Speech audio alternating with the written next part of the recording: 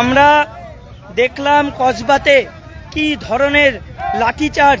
তীব্র ধিক্কার জানায় এই প্রশাসনকে। তারা যোগ্যতার নিরিখে চাকরি পেয়েছিল, তারা রাস্তায় আজ নিজেদের চাকরি বাঁচানোর জন্য বসে আছে, আর আপনারা তাদের ওপর লাঠিচার্জ করছেন, আপনারা তাদের ওপর ঘৃণ্য অত্যাচার করছেন। আমরা এর জবাব দেবই। আমরা চেয়েছিলাম শুধু মেধার ভিত্তিতে যারা চাকরি পেয়েছি, দুর্নীতি না করে চাকরি পেয়েছি, তারা যেন সসম্মানে বজায় থাকতে পারি। আপনারা সেটার বিরোধিতা করছেন। আপনারা তার জবাব দেবেন যে কেন মেহবুব, ধীতিশ, প্রতাপ, রজত এবং আরো যারা আছে তাদেরকে এইভাবে অত্যাচার করে লাঠিচার্জ করা হলো। আপনাদেরকে জবাব দিতেই হবে। আমরা কৃষ্ণনগর ডিআই অফিস থেকে বিক্ষোভ অভিযান নিয়ে এসে এখন কৃষ্ণনগরে ন্যাশনাল হাইওয়েতে অবরোধ করেছি। আমরা ন্যাশনাল হাইওয়ে ব্লক করলাম। আমরা কৃষ্ণনগর ন্যাশনাল হাইওয়ে ব্লক করলাম।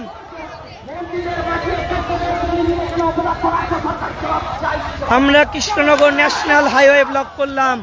আমাদের কাছে উপায় কিছু নেই। আমাদেরকে যে করে হোক যোগ্য অযোগ্য লিস্ট আলাদা করতে হবে, যে করে হোক মিরর ইমেজটা প্রকাশ করতে হবে, আমাদেরকে যে করে হোক যোগ্যদের চাকরি বাঁচাতে হবে। আমরা এর জবাব চাই। কেন আমাদেরকে অযোগ্যদের সঙ্গে মিশিয়ে আজকে এইভাবে বলি করা হলো?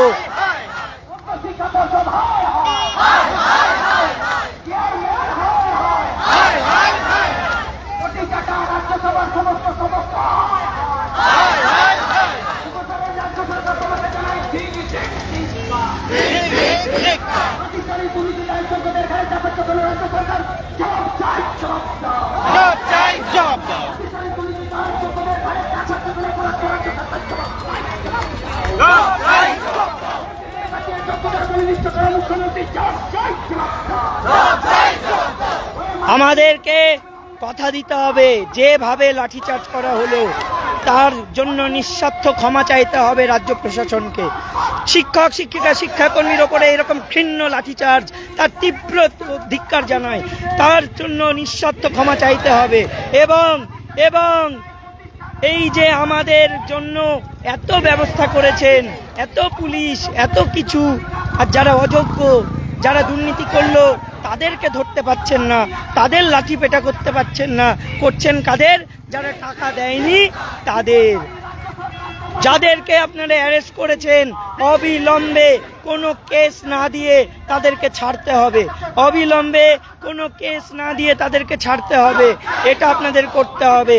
আমরা এখন কৃষ্ণনগর হাইওয়ে অবরোধ করেছি। কৃষ্ণনগর হাইওয়ে অবরোধ করেছি।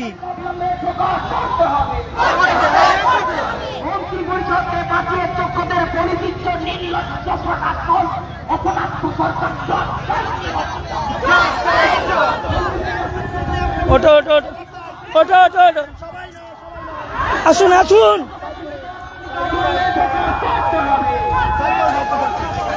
আসুন, যান যান যান যান, তাড়াতাড়ি যান।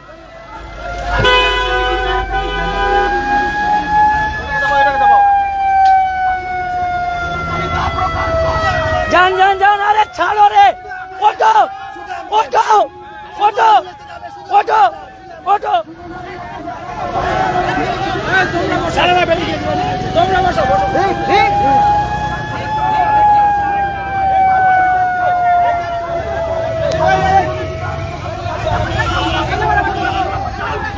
এখানে দাঁড়ান।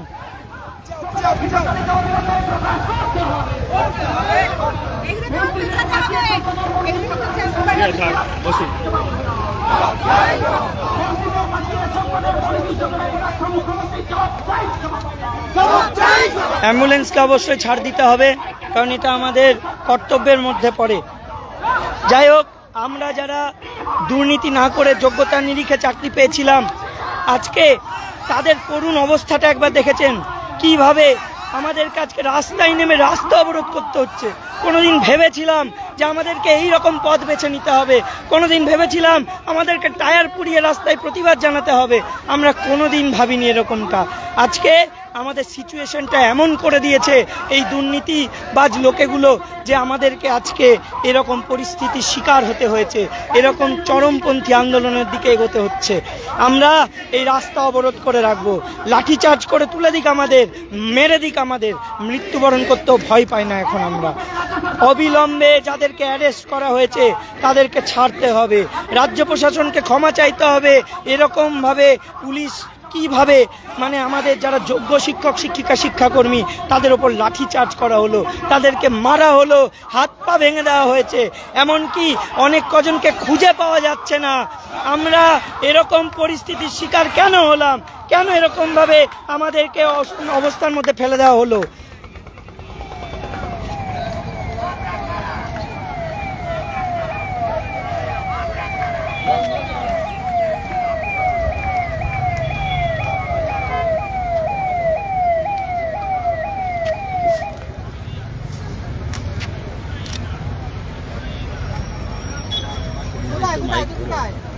আজকে জেলায় জেলায় জিআই অফিস অভিযান যেভাবে সংঘটিত হচ্ছিল তার মাঝে আমাদের বিভিন্ন জেলা থেকে খবর এসেছে দিনাজপুর, মালদা, কলকাতা, কসবা এই সকল জায়গায় আমাদের সংগ্রামী বন্ধুদের, আমাদের সহকর্মী বন্ধুদের গায়ে হাত দেওয়া হয়েছে প্রশাসনের তরফে। প্রশাসন তাদের গায়ে হাত দিয়েছে, কাউকে মেরে মাথা ফাটিয়ে দিয়েছে, পড়ে যাওয়ার পরে তার উপর লাঠিচার্জ করা হয়েছে, কারোর কোমর কারোর হাত পা ভেঙে দেওয়া হয়েছে, কেউ হসপিটালে ভর্তি। আমাদের সহকর্মী বন্ধু মেহবুব এবং স্মৃতি এদেরকে মেরে রক্তাক্ত করা হয়েছে। আমাদের সহকর্মী বন্ধু কসবা থানাতে 3 জন আটক হয়ে আছে, তাদের মুক্তির দাবি জানাচ্ছি। অবিলম্বে তাদের মুক্তি দিতে হবে। যদি তাদের অবিলম্বে মুক্তি না দেওয়া হয় তাহলে রাজ্য জুড়ে আগুন জ্বলবে। আমরা যারা 2016 সালের এসএলএসটি আরএলএসটি পরীক্ষার চাকরিজীবী, আজকে আমাদের চাকরি কেড়ে নেওয়া হলো। দোষ রাজ্য সরকারের, দোষ দুর্নীতিগ্রস্ত সেই সমস্ত নেতামন্ত্রীর, দোষ এসএসসির, দোষ সেই সমস্ত চাকরিজীবীরও যারা অযোগ্য, যারা টাকা দিয়ে চাকরিটা নিয়েছিল। কিসের এত ভয়, কিসের এত ভয় বিভিন্ন দপ্তরের, রাজ্য সরকারের, যে তাদেরকে ছুঁড়ে ফেলে দিতে পারছে না? আজকে বলছেন যে যোগ্য দেখতে দেখছি, অযোগ্য দেখতে করে দেখে নেব। কিসের জন্য? কেন শুধু যোগ্যদেরকে স্থান দেওয়া যাবে না? অযোগ্যদেরকে কেন দেখতে হবে? কেন আপনি ইললিগ্যালিটির সাথে থাকবেন? তার মানে কি আপনি দুর্নীতিকে প্রশ্রয় দিচ্ছেন?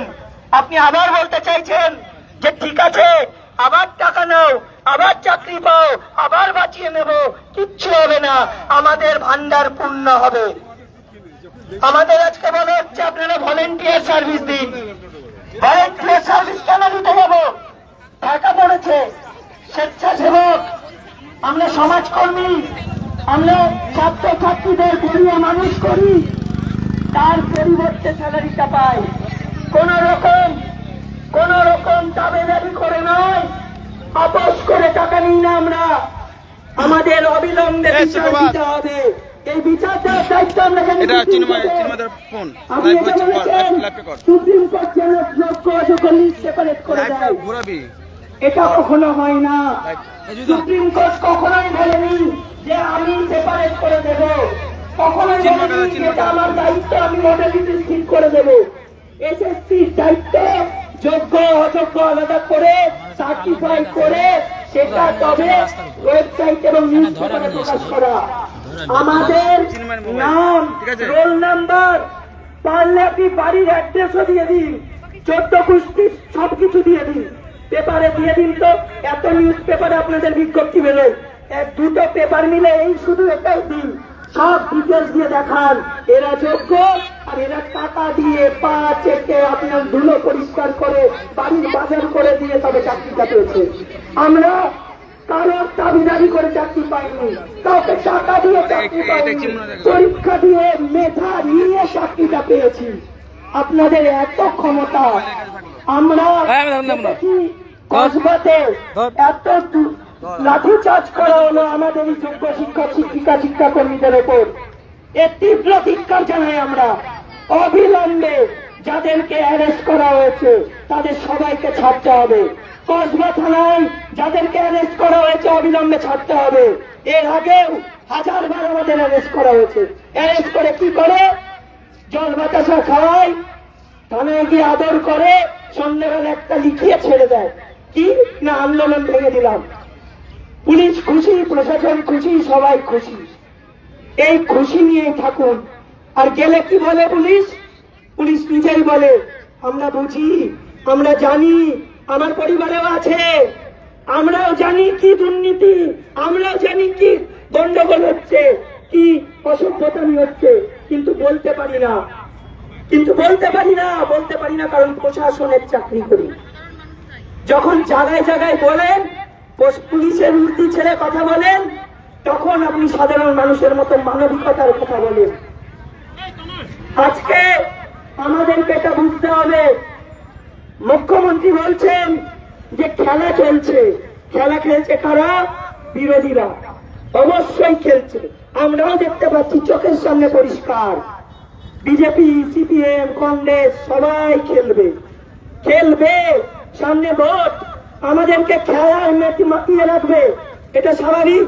কিন্তু খেলার জায়গাটা তৈরি করলেন তো আপনি, আপনার সরকার, আপনার এই দুর্নীতিগ্রস্ত এই যে নেতা মন্ত্রীরা, এই পর্ষদ, এই কমিশনেরা।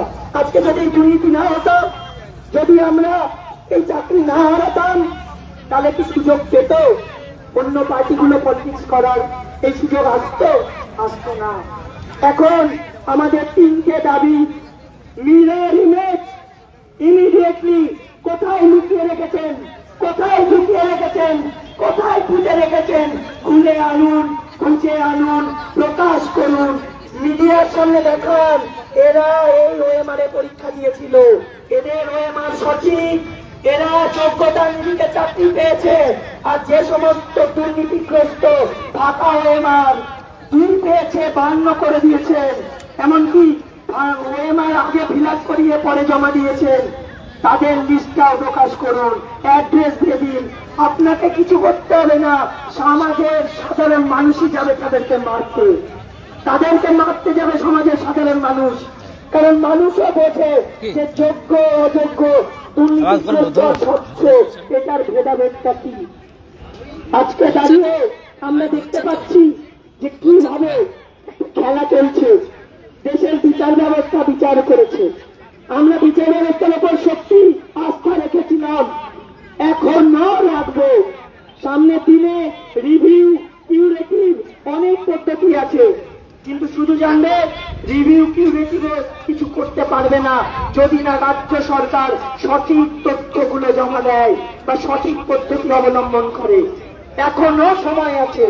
আর যদি এরপরেও এই মুখ্যমন্ত্রী যেমন বললেন অযোগ্যদেরটাও ভাববো, মনের মধ্যে যদি এটা থাকে কারণ যে আমি যোগ্য অযোগ্য সবাইকে নিয়ে চলবো, সবাইকে বাঁচাবো, কাউকে ফেরাবো না, তাহলে এখনো আমরা জিতবো না। কারণ সবাই জানে, চোখের সামনে পরিষ্কার, প্রধান বিচারপতি বলেই দিয়েছেন যারা দুর্নীতি করে চাকরি পেয়েছে তাদেরকে ইমিডিয়েটলি বাতিল করতে হবে আর টাকা ফেরত দিতে হবে। টাকা কাদের ফেরত দিতে বলেছেন? যারা অযোগ্য তাদের। বিচারপতি লিখে দিয়েছেন টেন্টেড ক্যান্ডিডেটের বেতন ফেরত দিতে হবে। আমাদেরকে কি দিতে হবে? কোথাও বলেছেন? না, বলবেন না, কারণ বিচারপতিও বুঝতে পারছেন আমরা যোগ্য। কিন্তু এই যে দেখুন আবার বলে দিল অযোগ্যদেরটাও ভাববো। এখনো ঘুম ভাঙছে না, এত কিছু হয়ে গেল, এখনো উনি বলছেন না যে আমি অযোগ্যদের সাথে নেই, ওটাও ভাববেন। ওটা বললেন কেন? কারণ সংখ্যাটা প্রায় 6,500, প্রচুর ভোট, 6,500 প্লাস তাদের ফ্যামিলি, এত ভোট। ভোটের কথা মাথায় রেখেই ওদেরও চাকরির ব্যবস্থা করবেন বলে দিলেন। আমরা ভলেন্টিয়ারগিরি করতে চাই না, আমরা সাম্মানিক নিতে চাই না, আমাদেরকে পুষিয়ে রাখার কিছু নেই। এই কথাগুলো উনি বলেছিলেন, পুষিয়ে দেব। আমরা যোগ্য শিক্ষক শিক্ষিকা শিক্ষাকর্মী, পোষানোর জন্য আমরা কোনো পোষ্য নই যে আমাদেরকে আপনি পুষিয়ে দেবেন। আমরা পোষ্য নই যে পুষিয়ে দেবেন, আমাদেরকে পোষানোর দরকার নেই। আমরা আমরা স্কুলে পড়াবো, কাজ করব, তারপর বেতন নেব, কর্মের পরিবর্তে বেতন নেব, এমনি এমনি বসে পোষাবো না।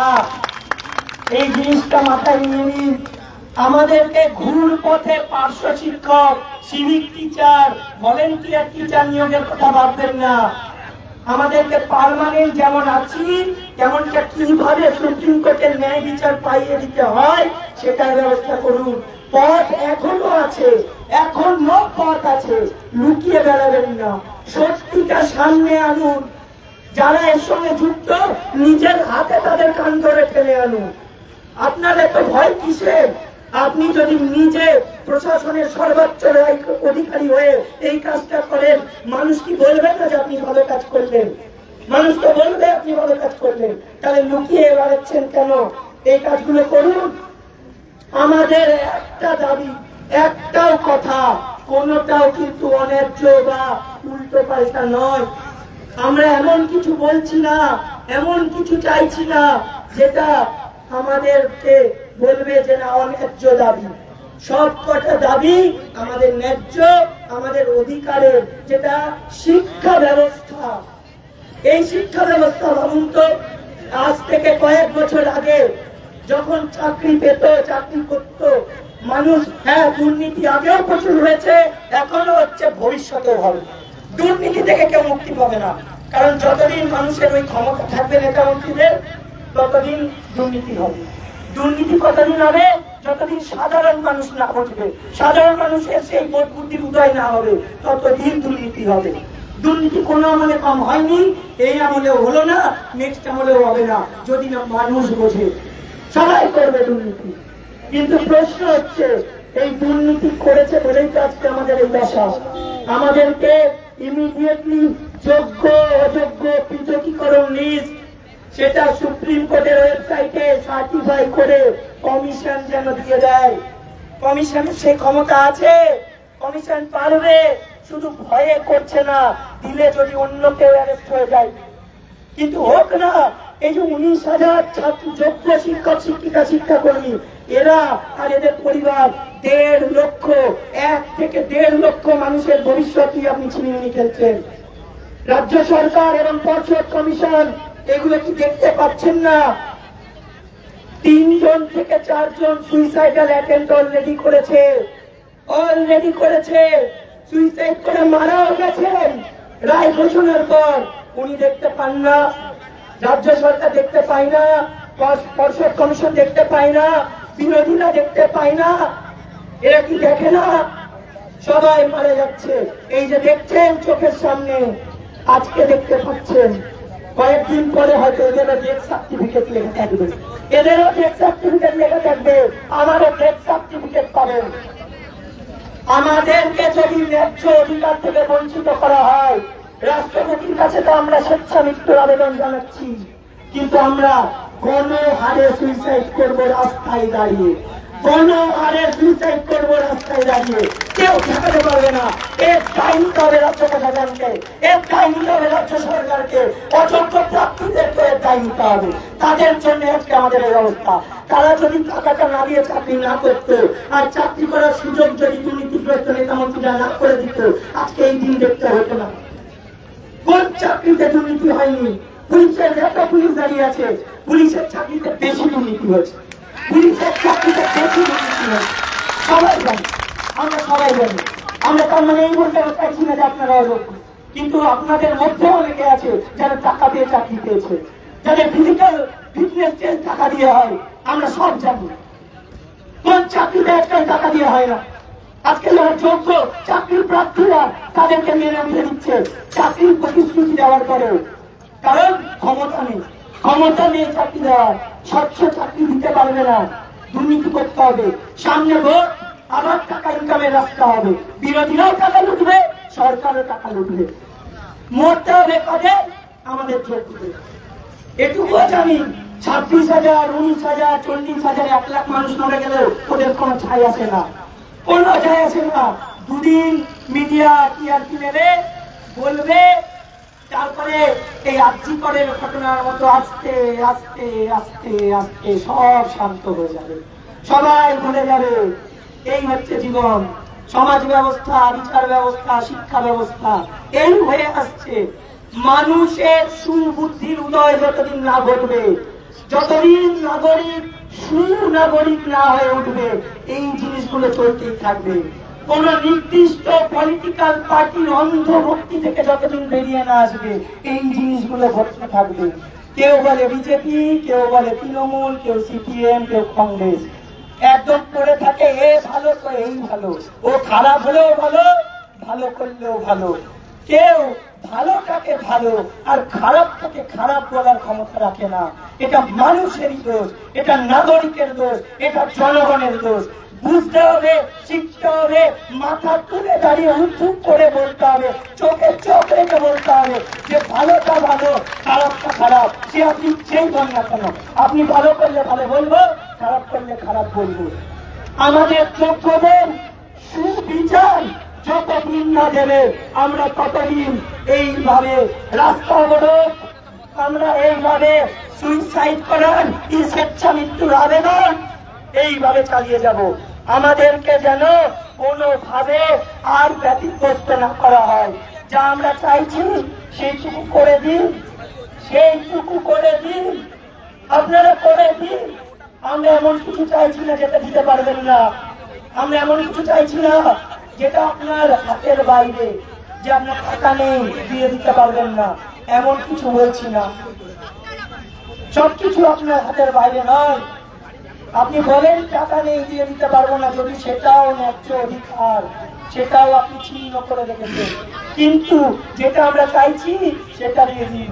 দুর্নীতি কারা করেছে তার লিস্ট এখানে সবার সামনে প্রকাশ করুন, গোটা রাজ্যবাসীর সামনে প্রকাশ করুন। দুর্নীতি করে কারা কারা চাকরি পেয়েছে সব জানেন, সবকিছু রেকর্ডেড আছে, এসএসসির কাছেই আছে।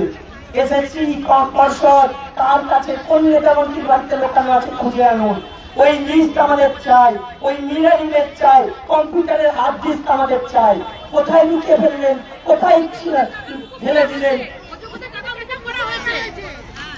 আর এই যে অযোগ্যদের জন্য আপনি এত কিছু করছেন, আপনি বলছেন যে টাকা দেবে কি করে? কত ভোলা ছেলে মেয়েগুলো যারা মাত্র জমি বাড়ি বিক্রি করে আপনাদের তাবেদারি করে চাকরিগুলো পেয়েছিল, তাদের পক্ষেও আপনি দাঁড়াচ্ছেন। এইভাবে সমাজ ব্যবস্থা চলে না, ধসে পড়বে, ভেঙে পড়বে। মানুষ যদি জেগে না ওঠে, মানুষ যদি না বোঝে, তারা যদি এখনো ওই নির্দিষ্ট একটা পলিটিক্যাল পার্টির দিকে শুধু সমর্থনের হাত তুলে দাঁড়িয়ে যায়, শুভবুদ্ধির উদয় যদি না হয়, তাহলে কিছুই হবে না। শিক্ষক শিক্ষিকারা আজকাল ছাত্রছাত্রীদের পড়ান যে তোরা বোঝ, সমাজ ব্যবস্থার কারিগর তোরা বোঝ যে কে কোনটা ভালো কোনটা খারাপ, এইটুকু বোঝার ক্ষমতা রাখ, আর কিছু বুঝতে হবে না। মাথা উঁচু করে চোখে চোখ রেখে খারাপটা খারাপ আর ভালোটা ভালোর ক্ষমতা রাখ। এইটুকু শিখলে পড়া পুঁথিগত বিদ্যার দরকার পড়বে না। পুঁথিগত বিদ্যার দরকারের থেকেও বেশি হচ্ছে মানবিকতার শিক্ষা, মোরাল এডুকেশন। মোরাল এডুকেশনটা বেশি জরুরি আমাদের জন্য আজকাল। আমাদেরকে এইভাবে কিভাবে আজকে দেখুন তো সবাইকে এইভাবে রাস্তায় করে রাখা, বসিয়ে রাখা হলো, বসতে হলো কেন, কিসের জন্য আমরা জানি না।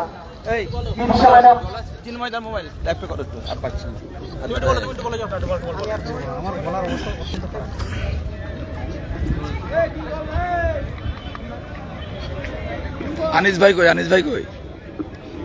মাননীয় মুখ্যমন্ত্রী আমাদের ডেকেছিল, তো সেখানে আমাদের প্রতিশ্রুতি দিয়েছে আমাদেরকে নাকি সিটি টিচার করে রাখবে। তো আমরা কি সিটি টিচারে যোগ্য? একদমই না। আমরা কি সিটি টিচারে যোগ্য? আমরা কি সিটি টিচারে যোগ্য? কত বই পড়েছি, অনেক বই পড়েছি। আমার বাড়িতে যান, দেখে আসুন আমার বাড়িতে বই আছে নাকি টাকা আছে। আপনি কি যান, দেখে আসুন কি বই পড়েছি আমি।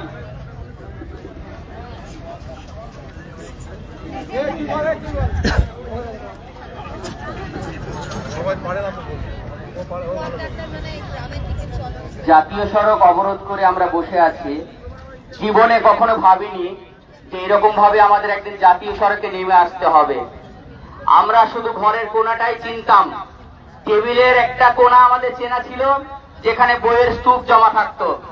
চেয়ারে বসে বসে অবিলম্বে যাদেরকে অ্যারেস্ট করা হয়েছে তাদেরকে অবিলম্বে ছাড়তে হবে। আমরা নাহলে কাউকে ছেড়ে কথা বলবো না, অবিলম্বে তাদেরকে ছাড়তে হবে।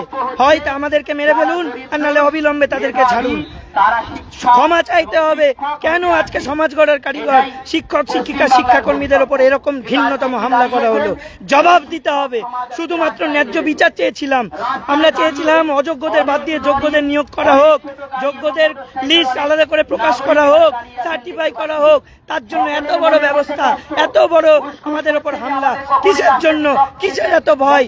কেন আপনারা এরকম করলেন? জবাব দিতে হবে। আপনাদেরকে জানাই তীব্র ধিক্কার, তীব্র ধিক্কার।